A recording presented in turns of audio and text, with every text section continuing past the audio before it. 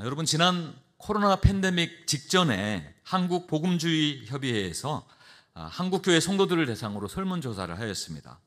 여러분들은 예수님을 인격적으로 만난 시기가 언제입니까? 이때 응답자의 90% 가까이가 20세 이전에 예수님을 인격적으로 만났다라고 그렇게 응답하였습니다. 20세 이전, 우리 교육부서의 학생들이 다 포함되는 그런 나이입니다. 이 설문을 통하여서 정말 우리 교회 학교의 학생들에게 복음을 전하고 말씀을 전하는 것이 얼마나 소중하고 중요한 일인가를 또 알게 되었습니다. 계속해서 교육부 여름 사역을 위해서 꼭 기도해 주시고 또 선생님들과 학생들을 응원해 주시면 큰 힘이 될 줄로 믿습니다. 올해 교육부 여름 성학교의 주제는 하나님의 이름으로 승리해요. 부제가 있는데요, 광야에서 만난 하나님 이야기입니다. 애굽을 나온 이스라엘 백성들이 이 광야라는 환경에서 하나님을 만나고 또 신앙으로 성장하는 이야기를 통해 지금도 살아계셔서 우리 학생들을 만나주시고 저들의 삶에 찾아가 주셔서 만나주시고 또 성장케 하셔서 승리를 주시는 그 하나님을 더 깊이 알아가게 될 것입니다.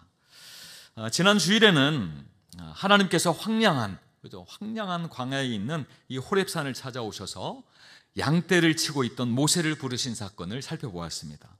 지난날의 화려한 삶을 뒤로하고 이제는 양치기로 하루하루 살아가는 이 모세를 하나님이 친히 찾아오시고 만나주셨습니다. 그리고 그에게 이스라엘 민족을 구원할 지도자로 사명을 주시고 다시 세워주신 것이지요.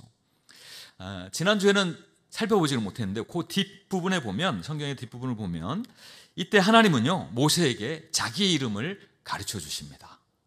여호와, 나는 스스로 있는 자다 라고 말씀해 주세요.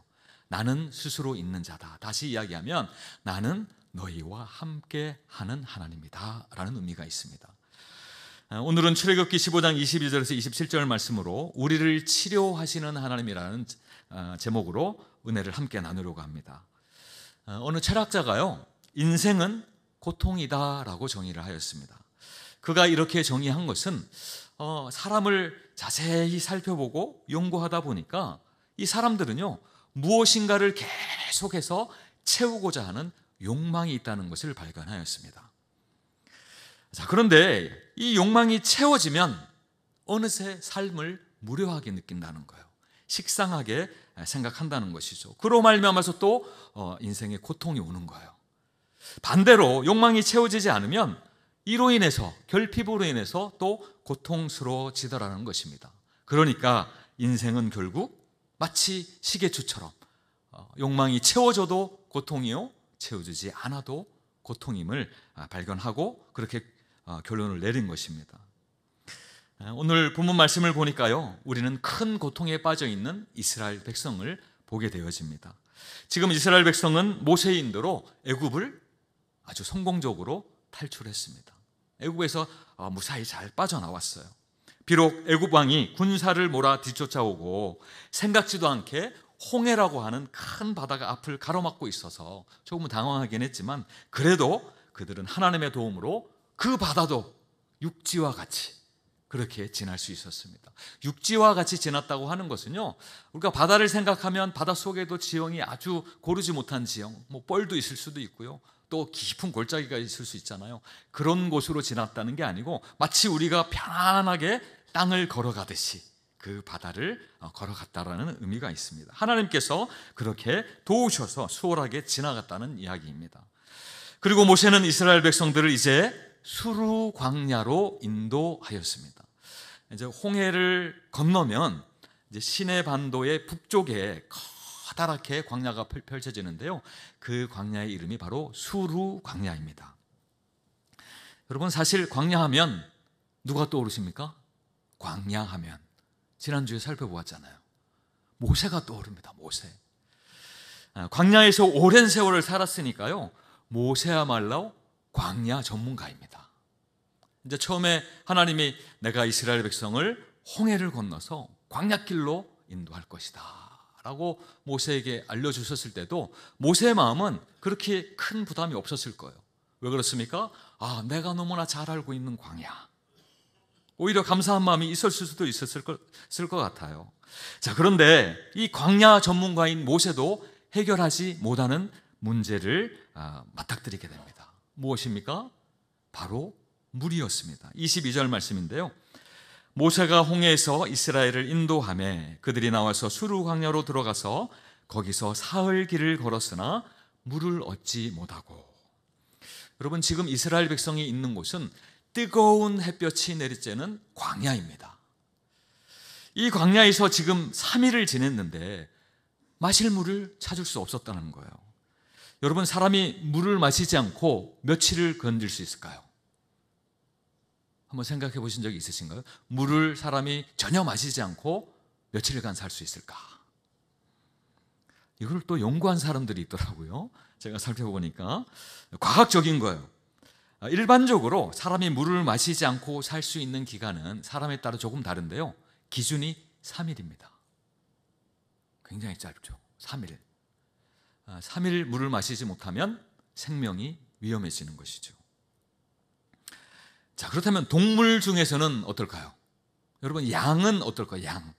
양은 물을 마시지 못하면 며칠을 살 수 있을까요? 5일에서 10일 정도를 산다고 합니다. 소는 어떨까요? 소도 10일 정도 그렇게 살 수 있다고 합니다. 여러분, 지금 이스라엘 무리에서 이스라엘 무리가 사람도 나왔지만 가축도 같이 데리고 나오지 않았습니까? 뭐 소, 양 많이 있는 것이죠. 자, 이 이스라엘 무리 중에서 지금 물이 가장 필요한 존재들이 누구일까요? 사람이에요. 사람. 제가 이걸 보면서 우리 인간이 소나 양보다도 연약한 존재였구나. 그 놀랍더라고요. 충청남도 보령시에 속한 황도라는 섬이 있습니다. 서해에 있는 섬이지요. 이 섬은 무인도였다가 2014년에 서울에서 사업을 하다가 좀 실패를 경험한 이 이용호 씨라는 분이 정착하면서 1인이 거주하는 유인도가 되었습니다. TV 프로그램 인간극장에 2차례나 방영이 되었어요. 이 사람의 무인도 사례가 방영되면서 이 황도라는 섬도 잘 알려지게 되었습니다. 제가 인간극장을 좋아하거든요.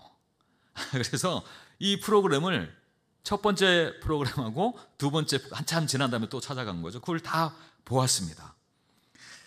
자, 그런데 제가 이 프로그램을 보다가 한 가지 눈길이 가는 장면이 있더라고요. 그건 뭐냐면 카메라 앞에서 한창 이 이용호 씨가 이 카메라 피대하고 대화를 하다가 갑자기 비가 내리니까요, 이 사람이 막 달려가는 거예요. 제 생각에는 이 사람이 비를 피하려고 자기가 쳐놓은 텐트로 들어가나 보다. 가장 초창기에는 텐트 살이를 했었거든요. 그렇게 생각을 하고 있는데 그게 아니었어요. 텐트 주변을 막 뛰어다니면서 무엇을 덮어놓은 덮개천을 막 이렇게 펼치는 거예요. 다시 걷는 겁니다. 그러고 보니까 그 아래에 뭐가 있는 거예요? 물을 받기 위한 큰 고무통이 있는 거예요. 우리가 흔히 다라이라고 하지 않습니까? 큰 다라이 통들이 여러 개가 있는 거예요. 그걸 덮어놨던 천들을 다 막 벗기는 거예요. 그래서 촬영하던 PD가 따라가가지고 지금 뭘 하고 계십니까? 라고 물어보니까 이 빗물을 빨리 받아야 됩니다. 이 빗물을 받아야 제가 마실 수도 있고 또 생활용수로도 그렇게 쓸 수가 있다라는 것이었습니다.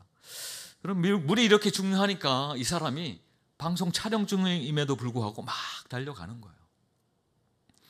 이처럼 척박한 환경에서는 다른 것보다도 물이 너무나 필요한 것입니다.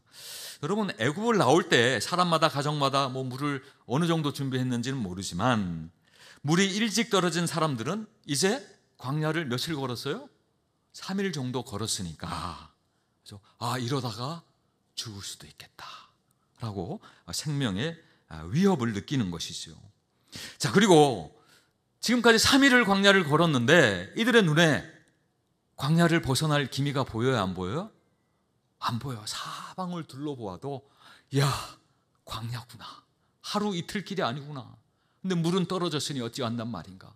그리고 우리를 인도하는 저 모세를 살펴보니 물에 대한 대비책이 안 돼 있는 것 같은데 어떻게 하지? 이들의 마음 가운데 점점 불안이 올라오는 거예요. 불안으로 그 마음이 덮이기 시작하는 것입니다.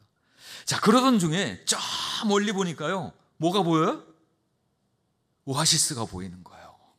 그죠? 광야 사막에 오아시스가 보이는 거예요. 여러분, 광야가 또 사막이다 보니까 저 멀리 오아시스가 보이면 뭐가 생각나죠? 신기루가 아닐까? 제가 신기루를 경험해 봤을까요? 안 해봤을까요? 못 해봤습니다. 자, 근데 요즘에 이제 TV 프로그램이 많잖아요. 그리고 이 화질도 너무 좋아졌잖아요. 사막에 여행을 갔는데 신기루를 발견한 것을 카메라로 촬영한 것을 제가 봤어요. 근데 TV를 통해서 보는데도 진짜 오아시스가 있는 것 같아요. 거기에 하물며 야자나무도 있는 거예요. 진짜요. 물이 진짜 물처럼 보여. 그래서 이 촬영하려는 사람들이 막 달려가서 봤더니, 구름을 넘어서 가서 봤더니 뭐가 있는 거예요? 오아시스는커녕 모래밖에 없는 거예요. 똑같은 거죠. 옛날 사람들이 그렇게 많이 죽었다고 해요. 신기루가 보이니까 신기루에 오아시스처럼 보이거든요. 그러니까 목이 마른 상태에서 그 물을 먹어야 되겠다는 일념으로 막 달려가는 거예요. 탈진할 정도로 달려가는 거예요. 달려갔는데 오아시스예요, 아니에요? 아니에요. 신기루였던 거예요. 그래서 그곳에서 다 이렇게 많이 죽었다고 해요. 자, 그들도 신기루인 거 아닌가 하고 달려가는 거예요. 달려가서 보니 정말로 뭐가 있는 거예요? 물이 고여 있는 거예요. 물이 고여 있는 오아시스입니다. 보기만 해도 안도가 됩니다. 여러분, 물입니다. 물. 이제 살았습니다. 자, 물이 충분하니까 우리 애굽에서 교육받은 것처럼 우리 문화 시민이잖아요. 질서 있게 물을 가져가시면 되겠습니다. 그렇게 했을 것 같아요. 이제 자신들의 불안도 잦아들고 여행의 피로도 이제 회복할 수 있겠다고 생각을 했을 것입니다. 자, 그런데 여기서 생각지도 못한 일이 일어나는 거예요. 마른 목을 축이기 위해서 오아시스로 달려가서 허겁지겁 물을 퍼서 마신 사람들의 얼굴이 하나같이 일그러졌습니다. 어떤 사람들은 물을 마시자마자 개워내기도 하고, 또 구역질을 하면서 토하는 사람, 또 배를 부여잡고 쓰러지는 사람, 그죠? 갑자기 대초동이 벌어진 것입니다. 성경에는 안 나와요. 네, 제가 상상을 해봤습니다. 아마 이런 일이 있지 않았을까. 도대체 무슨 일이 있었을까요? 23절 말씀인데요. 마라에 이르렀더니 그곳 물이 써서 마시지 못하겠으므로 그 이름을 마라라 하였더라. 잔뜩 말라버린 목을 시원하게 하려고 마셨던 물이 알고 보니까 어떤 물이었습니까? 도저히 마실 수 없는 쓴물. 여러분, 이게 얼마나 썼던지 그 사람들이요, 그곳의 지명을 아예 쓰다라는 의미의 단어로 그렇게 이름을 지어버렸어요. 마라. 그곳 이름을 마라라고 했는데, 마라라는 단어가 또 쓰다, 쓴 것, 이런 의미가 있습니다. 물이 정말로 썼다는 것을 알 수가 있습니다. 여러분, 평상시 같으면 이런 상황을 겪으면 그래도 너른 마음으로 허허, 이런 일이 다 있네, 좋은 경험했다 라고 생각할 수도 있습니다. 그런데 문제는 이스라엘 백성들의 상황이 그렇지 않다는 것입니다. 광야길을 3일이나 걸어온 데다가 마실 물이 부족해서 상당히 예민해져 있는 것이죠. 이런 상황에 잔뜩 기대하고 마셨던 물이 어떤 물이에요? 쓴물. 그러니 이들의 불평이 터져버린 것입니다. 기대가 크면 여러분 어떻습니까? 실망도 큰 법입니다. 아마 이 상황을 두고 하는 말 같아요. 아니, 모세님, 지금 먹을 걸로 장난하십니까? 도대체 뭘 마시라는 거예요? 이런 상황인 거죠. 모세님, 이걸 마실 수 있다고 생각하십니까, 지금? 홍해를 건너는 데까지는 그래도 참고 지나갔는데 이게 뭡니까? 이번 여행에서 제일 처음 만난 오아시스라 기대했건만. 여러분, 상황이 어떻습니까? 지금 모세를 둘러싼 상황 너무 심각한 거예요. 여러분, 사람이 가장 화가 나는 것 중에 하나가 먹는 거로 장난치는 거라 그러더라고요. 많은 사람들이 그 이야기를, 내가 가장 화가 나는 게 먹는 거로 장난치는 거야. 여러분, 모세가 의도적으로 그렇게 했겠습니까? 지금 이스라엘 백성들이 불평을 터뜨릴 대상은 사실은 자기들이 이 광야로 인도낸 모세밖에 없기 때문에, 눈에 보이는 게 모세이기 때문에 그래요. 사실은 모세 너머에 있는 하나님을 볼 수 없는 상황이죠. 믿음의 수준이 그 정도로 되지가 않는 거예요. 그러니까 이들의 마음 가운데 있는 원통을 모세에게 쏟아내는 것입니다. 여러분, 사람은 정말 연약한 존재입니다. 왜 그렇습니까? 불과 며칠 전에, 이 일이 있기 불과 며칠 전에 어떤 일이 있었습니까? 아까도 제가 설명드렸지만 여러분, 앞에는 홍해 큰 바다가 이들을 집어삼킬 듯이 그렇게 일렁이고 있고, 뒤에는 애굽의 정예 군사들이, 여러분, 애굽의 바로 왕이 처음에 이 이스라엘 사람들이 다 도망갔다라는 소식을 듣고 별동대를 조직했어요. 별동대, 기동부대를 조직한 거죠. 전차만 600대, 아주 훈련된 전차병들이에요. 그죠? 전차만 600대예요. 그리고 나서 추후에 또 전역에서 전차들을 모읍니다. 군사들을 모아서 또 추격하게 하였습니다. 그러니까 이 사람들이 휘두르는 칼에 금세라도 죽을 수밖에 없는 상황인 것입니다. 앞으로 가도 죽고 뒤로 가도 죽는 절체절명의 위기 가운데 빠진 것이죠. 과연 이 위기에서 누가 자신들을 구해낼 수 있단 말인가?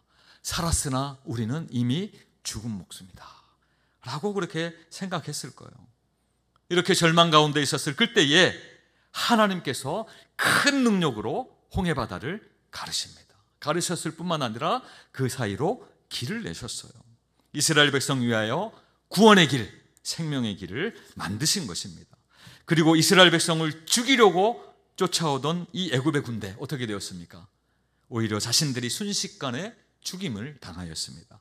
14장 29절에서 31절인데 교독해 보겠습니다. 29절을 제가 먼저 읽고 31절 합독하겠습니다. 그러나 이스라엘 자손은 바다 가운데를 육지로 행하였고 물이 좌우에 벽이 되었더라. 그날에 여호와께서 이같이 이스라엘을 애굽 사람의 손에서 구원하심에 이스라엘이 바닷가에서 애굽 사람들이 죽어 있는 것을 보았더라. 이스라엘이 여호와께서 애굽 사람들에게 행하신 그 큰 능력을 보았으므로 백성이 여호와를 경외하며 여호와와 그의 종 모세를 믿었더라. 여러분, 이 일을 그냥 소수의 사람이 본 게 아닙니다. 이스라엘의 남자나 여자나 어른이나 아이나 할 것 없이 온 이스라엘의 눈앞에서 이 일이 벌어진 것이죠. 이스라엘이 여호와의 큰 능력을 보았더라. 언제 이 일을 보았습니까? 불과 며칠 전에요? 3일 전에. 3일 전에 본 것이에요. 며칠 전에 이 엄청난 기적을 경험하고도 지금 무엇 때문에 불평하고 있는 거예요? 물 때문에. 물론 여러분, 물은 3일 정도 못 마시면 죽으니까요. 심각합니다. 심각한 일이 맞습니다. 자, 그럼에도 불구하고 여러분, 3일 전에 무엇을 경험했어요? 능력의 하나님. 그 하나님께서 그들을 죽음 가운데서 건져내시 아니셨습니까? 그렇다면 적어도 원망하기 전에 하나님께 기도할 수 있잖아요. 하나님께 기도를 결단할 수도 있잖아요. 하나님께 그들의 형편, 우리의 형편을 그대로 아릴 수 있잖아요. 그럼에도 불구하고 3일 전에 저들의 입술로 온갖 찬양과 온갖 높임의 말을 하면서 하나님을 높여들었던 그 이스라엘 백성들이 이제는 그 똑같은 입술로 무엇을 이야기하고 있는 거예요? 원망의 말을 내쏟고 있는 것입니다. 그러니 사람은 정말 연약한 존재인 거예요. 자, 그렇다면 모세는 어떻습니까? 여러분, 온 백성의 원망이 지금 누구를 향하고 있다고요? 모세를 향하고 있는 거예요. 여러분, 마라의 물을 모세가 마셔보지도 않았을 거예요. 백성들 빨리 먹으라고 물을 발견했으니까. 그런데 그 물을 마시지 않았어도 이미 모세의 마음이 쓰라립니다. 제가 말씀을 준비하면서 생각을 해보니까요, 지금 모세의 마음이 꼭 마라겠구나, 마라와 같이 쓰라리겠구나, 그런 마음이 들더라고요.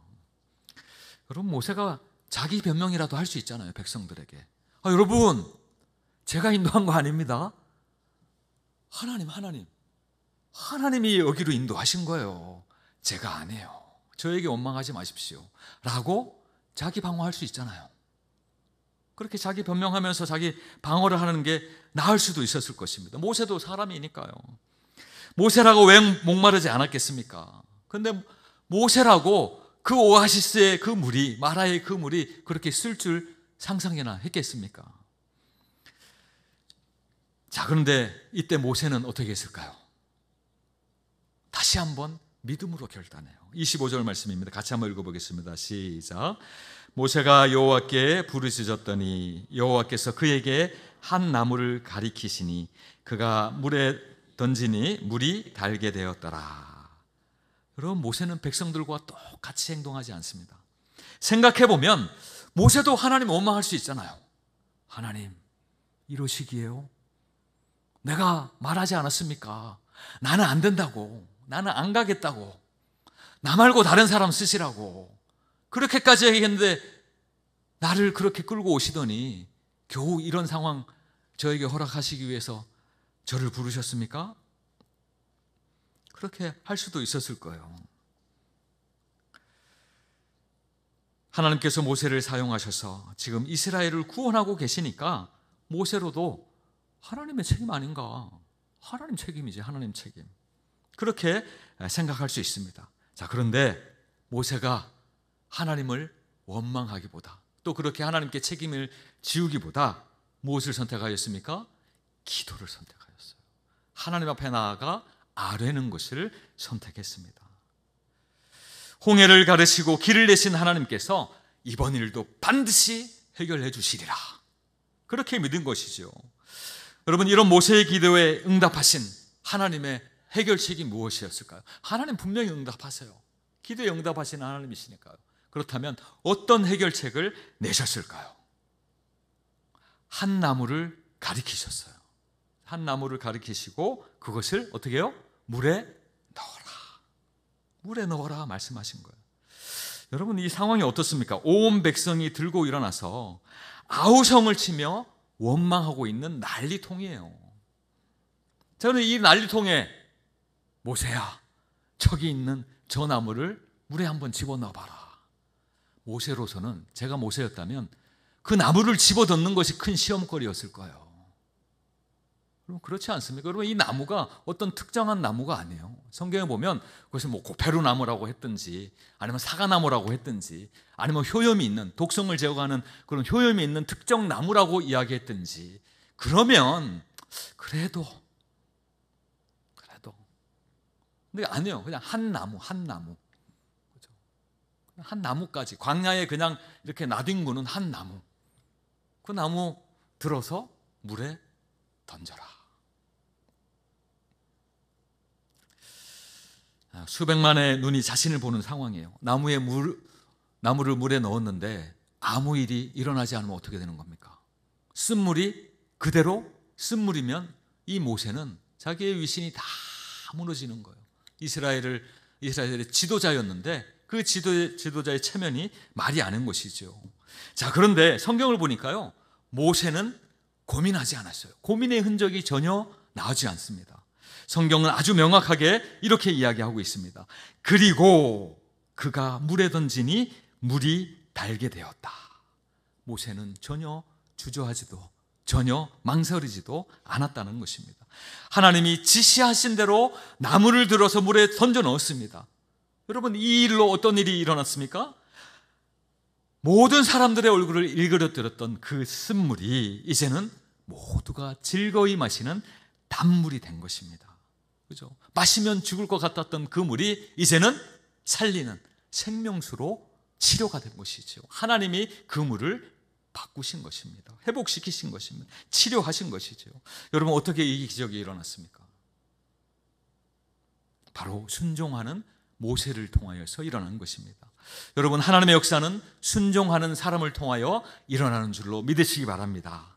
오늘 이 시간 저와 여러분이 바로 그 순종의 사람이 되기를 간절히 축원드립니다.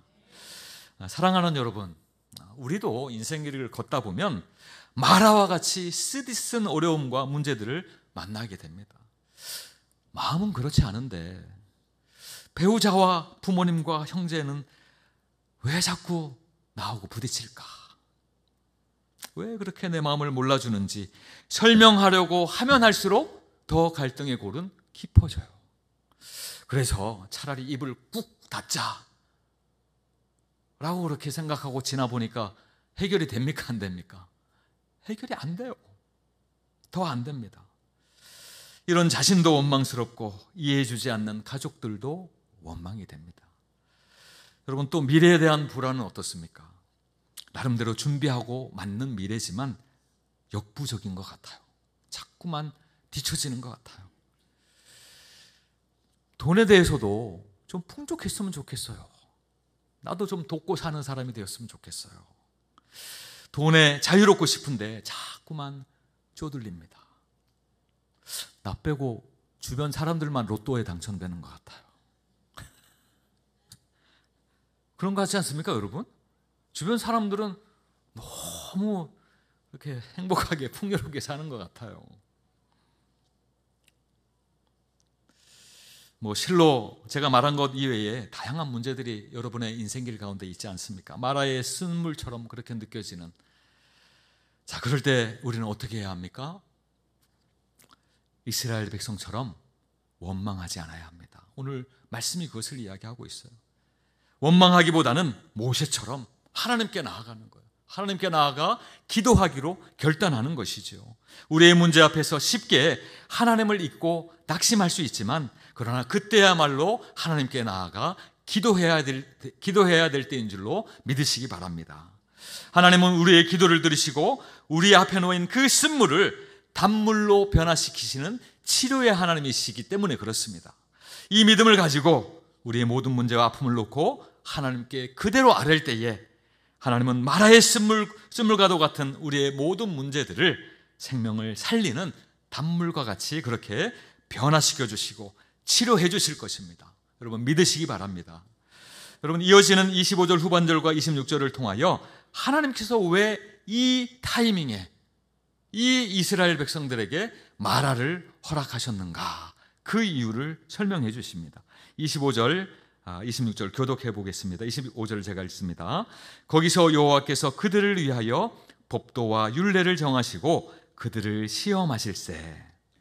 이르시되 너희가 너희 하나님 나 여호와의 말을 들어 순종하고 내가 보기에 의를 행하며 내 계명에 귀를 기울이며 내 모든 규례를 지키면 내가 애굽 사람에게 내린 모든 질병 중 하나도 너희에게 내리지 아니하리니 나는 너희를 치료하는 여호와임이라. 하나님은 이 마라에서 이스라엘 백성들을 시험하신 겁니다. 지금까지는 여러분 이스라엘 백성들이 사실은 하나님의 어떤 일, 또 모세를 통하여서 어떤 일을 행하실 때에 마음에 들지 아니하면 원망하고 불평한 적이 있어요. 꼭 마라에서 처음 원망한 것이 아닙니다. 여러분 이전에도 홍해를 앞두고 또 애굽의 군대들이 쫓아오니까 모세를 향하여 원망하고 불평을 쏟아냈었습니다. 자, 그런데 그때에는 하나님이 그들을 받아주셨어요. 그대로 수용해 주신 것이죠. 그러나 이제부터는, 이제 이 마라를 지나면서 광야에서 너희들이 살아가는 그 광야길을 걸어가는 동안에는 이제 나의 법도와 율례를 따라 너희들이 순종해야 한다 라는 거예요. 다시 이야기하자면 나의 말씀에 순종하는 너희들이 되어야 한다는 것을 말씀하고 있습니다. 그러므로 말미암아 하나님을 신뢰하는 삶으로 이제 앞으로 끊임없이 훈련하게 될 것이라는 것을 하나님이 말씀하고 계시는 것입니다. 이스라엘 백성들은 앞으로 걷게 될 그 광야의 훈련을 통하여서 하나님의 어떠하심을 더 깊이 알아가는 인격적인 관계를 맺게 될 것이고요, 또 그로 말미암아서 하나님의 백성으로 성숙의 길로 나아가는 그 길을 걷게 될 것이라는 것이에요. 물론 저들의 광야길에서 항상 그 쓴물을 경험하는 마라와 같은 것만 있는 것은 아닙니다. 여러분 엘림과 같이 27절 마지막 말씀이 뭡니까? 하나님이 갑자기 엘림을 허락해 주세요. 마라의 시험이 끝나고 나니까 갑자기 엘림 오아시스를 그들에게 허락합니다. 그 오아시스에 물이 펑펑 솟아나는 우물이 몇 개예요? 12개나 있었습니다. 여러분 이스라엘 백성들이 먹고도 남을 만한 그런 생수가 터져나오는 샘물이라는 의미가 있습니다. 그리고 샘물만 있는 것이 아니고 종려나무가, 야자나무들이 70그루는 사실은 적게 보이면 적게 보일 수 있어요. 그러나 70은 완전수를 의미하거든요. 온 이스라엘 백성들이 그 그늘에서 쉴 수 있는 쉼과 회복과 치료를 경험할 수 있는 엘림, 그 엘림을 허락하시는 것이죠. 우리가 인생의 광야길을 걷다 보면 엘림과 같이 하나님이 생각지도 못하였는데 우리에게 예배해 주시는 그러한 치료의 장소 또 치료의 때를 경험하게 될 것입니다. 여러분, 엘림을 경험하였을 때 이스라엘 백성들이 어떤 마음이 있었을까요? 조금 어렵더라도 다시 한번 힘을 내보자. 다시 한번 엘림을 허락하신 그 하나님 믿고 한 걸음 내디뎌보자. 그렇게 생각했을 거예요. 여러분, 저와 여러분도 믿음의 여정에 말함 안에 있는 것이 아닙니다. 하나님은 우리 각자를 위해 엘림도 준비하여 주실 줄 믿습니다. 우리가 믿음으로 마라를 지나면 엘림을 만나는 거예요. 사랑하는 성도 여러분, 이제 말씀을 맺으러 가는데요. 하나님은 여호와 라파, 그죠? 우리 히브리어에 보면 치료하시는 하나님, 여호와 라파의 하나님이라고 되어 있습니다.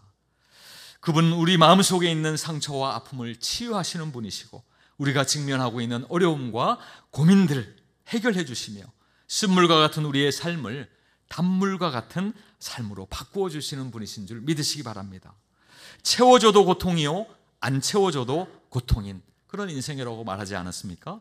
그런 인생에 여호와 라파, 치료하시는 그 하나님이 개입하시기만 하면, 간섭하시기만 하면 우리 인생은 고통에서 해방되어 진정한 행복을 이루는 복된 삶을 살게 될 줄로 믿으시기 바랍니다. 지금 여러분의 삶 속에 쓴물은 무엇입니까? 여러분 한번 생각해 봤으면 좋겠어요. 여러분의 마음을 괴롭히는 문제, 또 그러한 관계들, 여러분 이 시간 우리의 삶에 개입하시고 간섭하시고 도우시는, 치료하여 주시는 그 하나님이 우리의 하나님이심을 믿으심으로 오늘 솔직히 우리의 모든 말을 주님 앞에 아뢰어 도움을 구하시기를 바랍니다. 원망하며 낙심하기보다는 하나님께 기도하고 하나님의 말씀을 듣고 또 말씀하신 대로 순종할 때에 하나님은 우리의 모든 아픔과 문제를 치료하시고 해결하심으로 당신의 살아계심과 능력을 우리에게 보여주실 것입니다. 구원받은 하나님의 백성으로 매일 하나님의 말씀을 묵상하고 그것에 순종하는 것이 기쁨이 되는 삶을 살아가시는 우리 모든 한밀의 성도님들 되시기를 예수 이름으로 간절히 축원드립니다.